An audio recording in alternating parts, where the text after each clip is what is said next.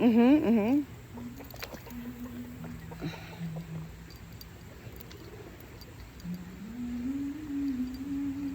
Yeah. Uh-huh.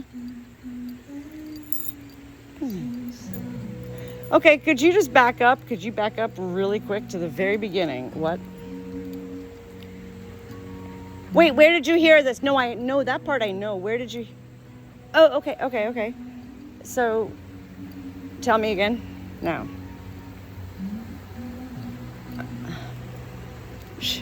The mother cat brought her kitten to a man and said, fix it. And the man, yeah. Yo, yes, I know. Just like the birds, Mom. It happened to Chip.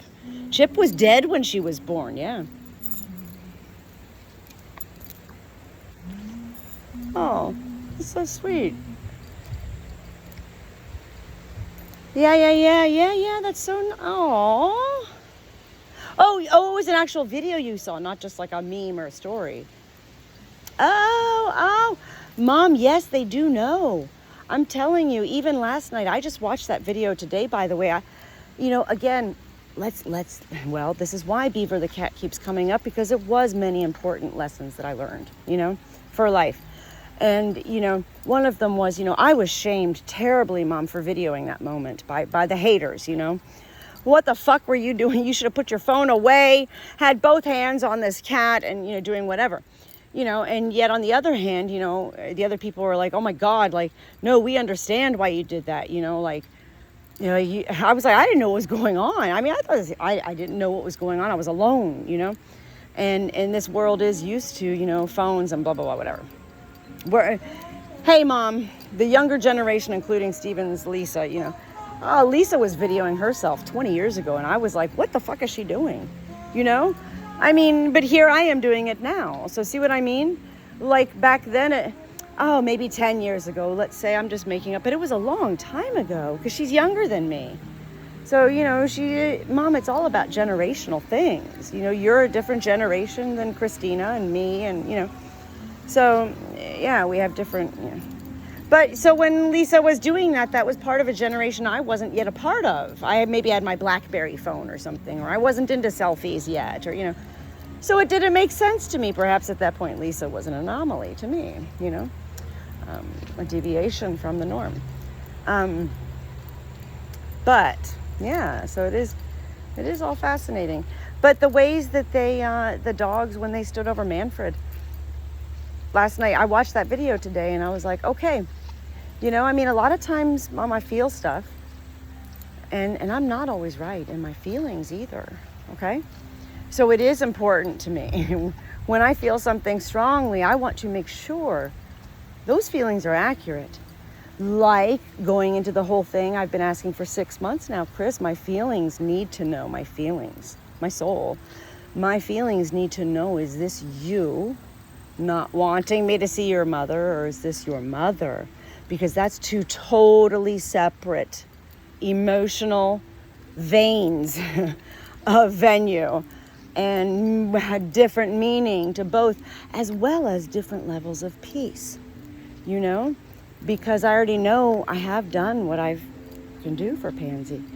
And I've already had those talks with her. She initiated them, what she wants for her funeral and stuff. And don't you know, Natalie put that list right away on her phone, right in front of Pansy, you want this handkerchief? Okay, your outfit is in this closet. Okay, and it's in the, dry cleaner bag and, okay, and you want this color casket? Okay, perfect,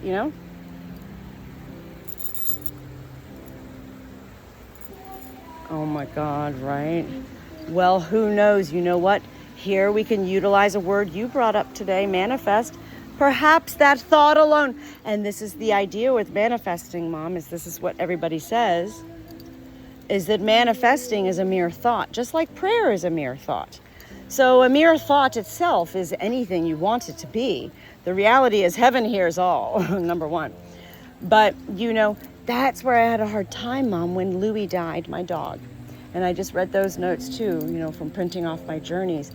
I felt terrible because we had just moved to the rent-a-farm and it was fenced in. It was amazing. That like Manfred couldn't get, but Louie, oh Louie, he was that vagabond.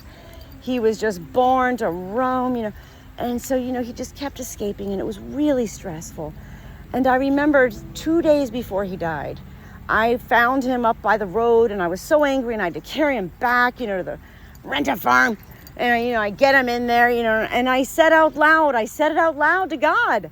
I said, if only Louis wasn't here, this would be a peaceful farm. We could enjoy it, And 2 days later, he was dead, Mom. And, I'm in there at the vet at that moment before he dies, and I'm going, God, I thought you knew what I meant. God, why no? I wasn't praying for him to die. I wasn't manifesting my dog's death. I wasn't. Why did you do this, So, that scares me terribly since then, even with Natasha, Ruby and Manfred.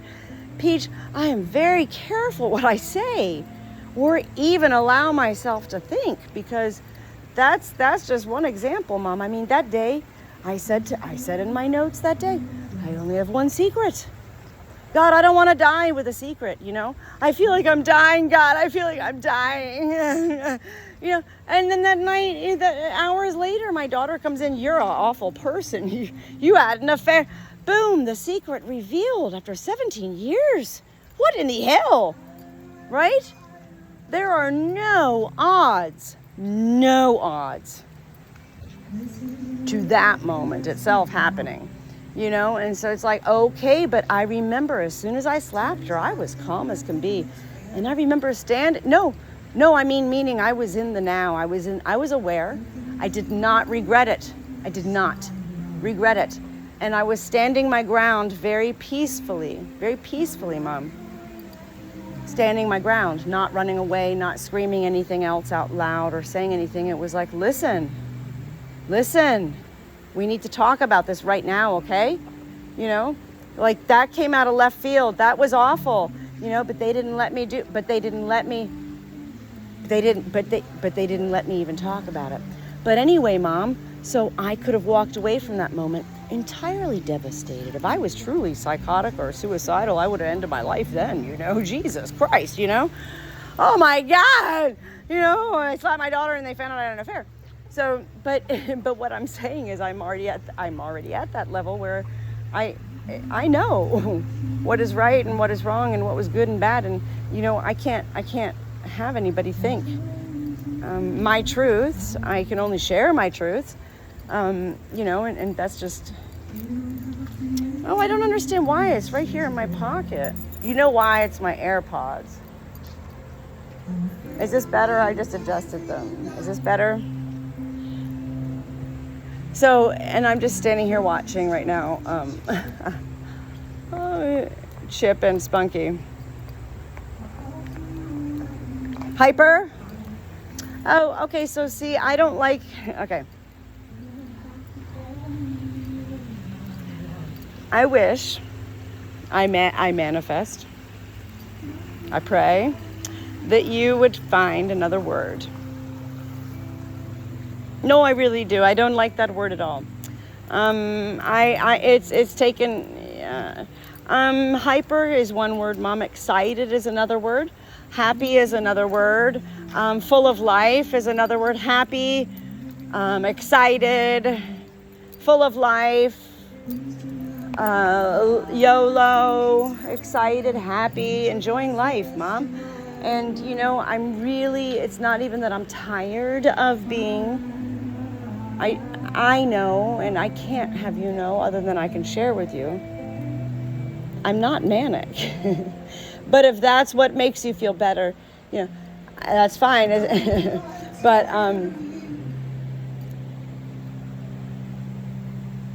that's excitement, and well, I think two things. Number one, you remember for sure. This is what we talk about all the time. As soon as I began talking, I'd follow you behind the house, you doing your housework, and you'd stop and be like, Natalie, what are you even saying? Mom, this is me. Like since a little girl. So, no. I never left. I've always been a chatty catty.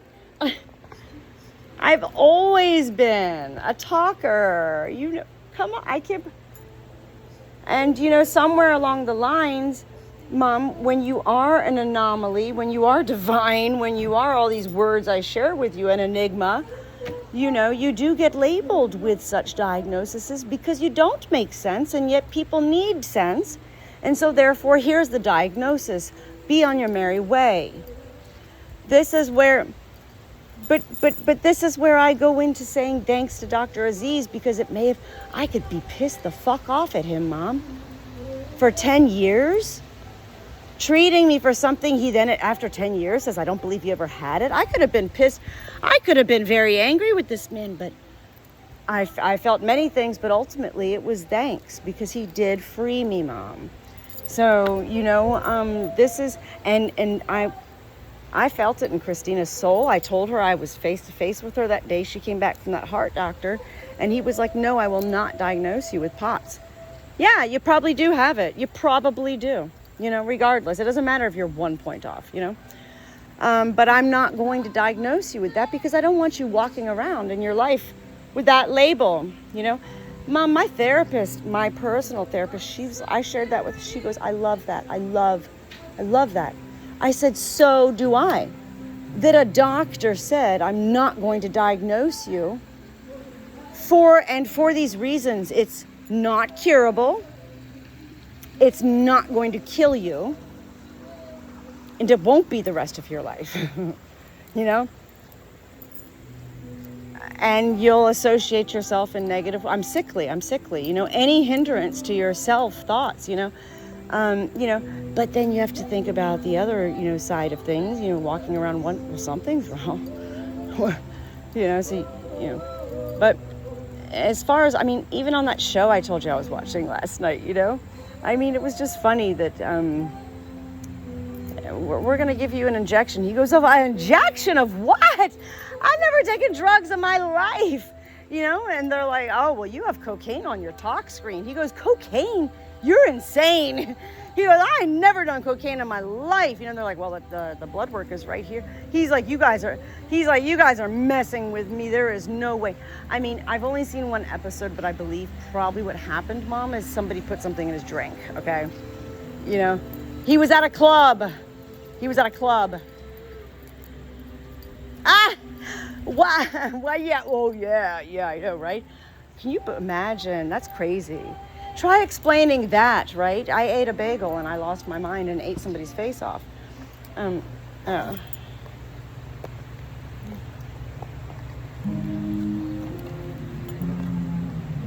No, a Poppy. Yes, Mommy. Why do you think The Wizard of Oz became such a hit? And what do you think those writers were experiencing during the writing of that? The poppies. I don't. It's a hallucinogen. It's like acid, like LSD. What do they call? A psychotropic. No. Okay, Mom. So I've always been honest with you. I've never done big drugs, okay? I put cocaine on my tongue once. I put it on my tongue, Mom, okay? And it numbed it. And that was like whatever. I never did any drugs, okay? But I know a lot of people that have done drugs, and my whole life, there are people out there. And especially when I was in my college years and stuff, I knew a lot of people that did mushrooms, including that's how they believe, maybe Deb died, from these mushrooms.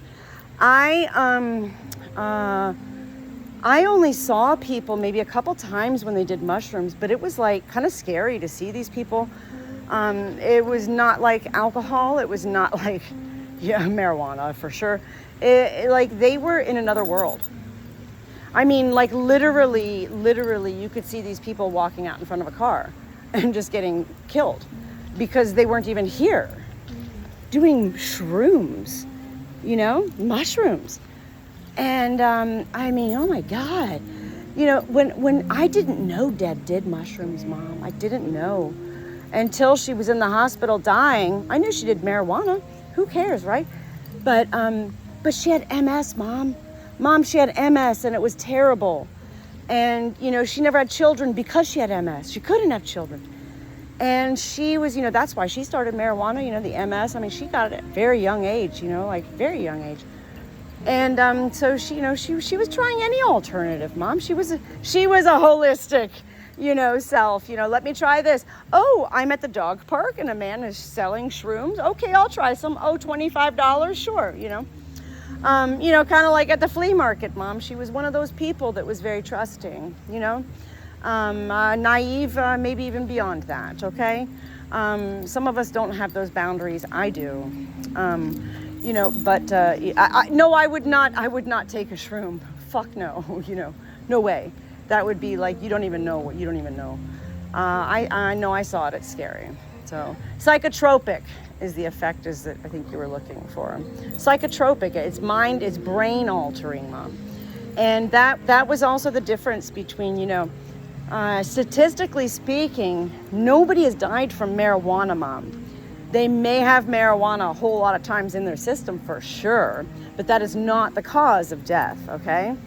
So, like, people can't overdose on marijuana, but you can kill yourself by taking too much Benadryl, So, yeah. But I mean, but there's no deaths from marijuana, But there are deaths from cocaine and from acid and from, heroin and, all those things. So,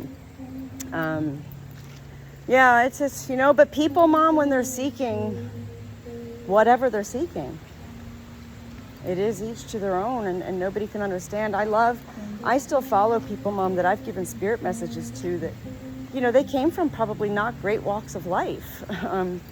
And yet, because I'm connected with them, I can see their lives now, and I'm like, wow, look at these, they've come so far. I gave them a message like 2 years ago, and look, now he's like been sober for like 2 years.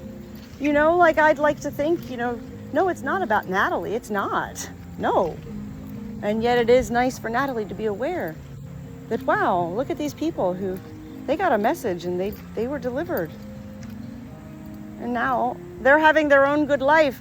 Might not be my perfect life, working at Publix, living a single life. But these people, I'm like, that's a really beautiful thing for me to see. And then to hear those things like from Gia, like, Nat, oh man, you're just so, it's not about, oh, you're awesome, you're amazing, you're great. Oh, forget about all that, I don't, you know what, Mom, it must be with the satellite, with weather. I mean, I'm right here. No, I'm walking everywhere. I never sit. I'm walking around. Yeah. Bizarre. Okay. No, I'm just kidding. Okay. Are you trying to start something with me at the end of a phone call? No, Mama. I'm just kidding. I'm kidding. No, I don't know what I'm doing, actually. Last night I had beef pot pie with some French bread and butter, and that was really good. And then at one point I said, oh my God, Mom, I don't use our toaster oven. It's a toaster oven. I've never even used this shit before. I'm not used to this shit, but I said on there toast, and I put 2 pieces of bread in. And I went outside. Oh, Mom, it didn't only burn. I couldn't believe it didn't put the alarms off in the house. And it was like 9:00 p.m. and I was so afraid I was starting to sweat. I was like, oh my God, I opened up the windows, it was like getting the smoke out and the vent on the top of the fan. What the hell? Well, no bread tonight for me. But yeah, so I don't know. I don't know what I'm going to do tonight. Maybe spaghetti or something, but always something easy. And I get something. I do get different things. I haven't had cream chip beef in a long time. Those things need a break for a while. And then you get, winter will come and I'll be right back on that train. So, I love it. If you give it to me, I love it.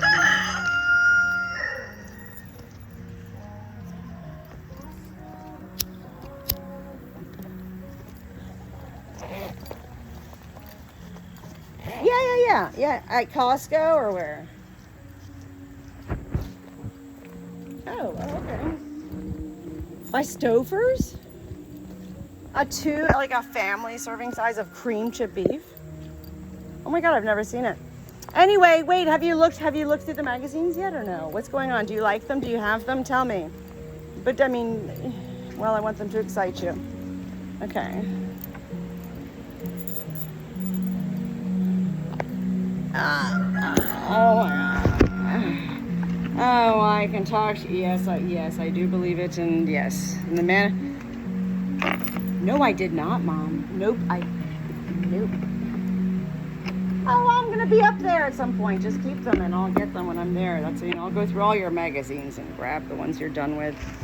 But yeah, no, I literally was like, you know, when you're looking at magazines, there's like 80, fishing and hunting and whatever else and blah blah, and it was like, oh, mindfulness.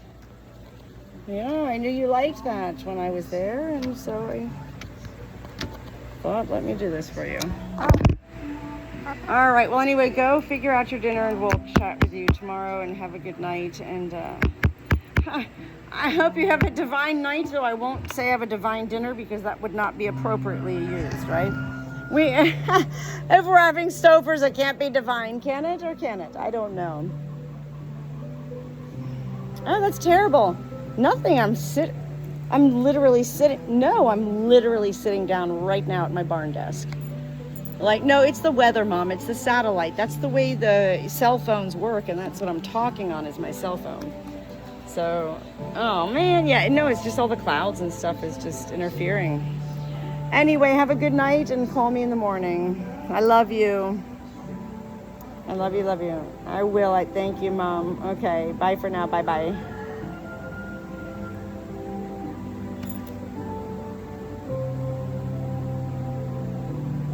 Just like I'll never apologize for the length of my spirit messages, I'll never apologize for the length of time I video talking to my mother. I wish I could record all our conversations. I wish I could record my actual life 24/7 in such ways,